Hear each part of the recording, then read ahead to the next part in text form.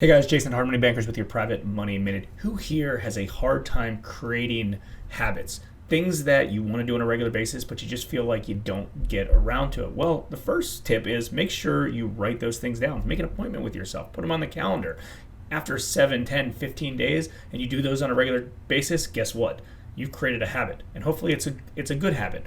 Now, the other thing with habits is I want to make sure I'm always creating offensive, proactive growth or money making habits, things that I'm going to do on a regular basis. If it's work or train staff, look at financial reports, marketing for deals, doing content videos, whatever that case is. They're always hard to do at the beginning, but after you do them on a regular basis, it becomes a habit, and that's a good thing. I want to make sure I'm always doing my productive stuff in the morning. So if something doesn't work out great towards the end of the day, at least I know I still had a successful day because I did those productive things in the morning.